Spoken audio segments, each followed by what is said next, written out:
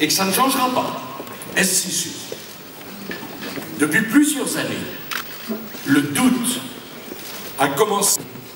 La France que nous avons crue éternelle, comme ces langues de granit breton, comme ces grands plateaux de l'Aubrac, la France, tant de Français se demandent, n'est-elle pas en train de se dissoudre, de s'effacer, de disparaître, à coup de renoncement, à coup de lâcheté, à coup de recul, à coup de démission?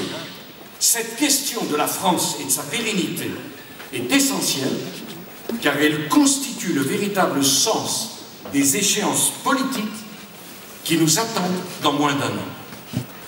Dans les années qui viennent, chers amis, mes chers compatriotes, la France restera-t-elle la France?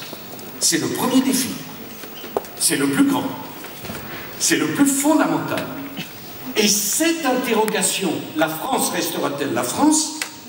C'est cette interrogation qui explique la douleur confusément ressentie par des millions de femmes et d'hommes qui, depuis trop d'années, souffrent de ne pas être entendus, de ne pas être compris, de ne pas être représentés et d'entendre à longueur d'émissions de télévision et de radio des idées qui ne sont pas les leurs. Pourquoi la question de la France et de son identité se pose-t-elle maintenant? Parce que la France, mes chers compatriotes, est de nouveau menacée par cette maladie qui l'attrape de soi. À certaines périodes de son histoire, la France se trouve face au péril d'oublier qui elle est, d'abdiquer ses rêves d'unité et de grandeur, de voir sa volonté abolie.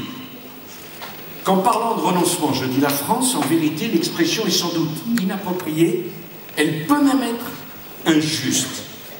Douloureux de la France, dont il pressent et redoute le déclin, et dont il craint le naufrage. Ce n'est pas le peuple qui renonce, car le peuple a compris de quoi il retournait,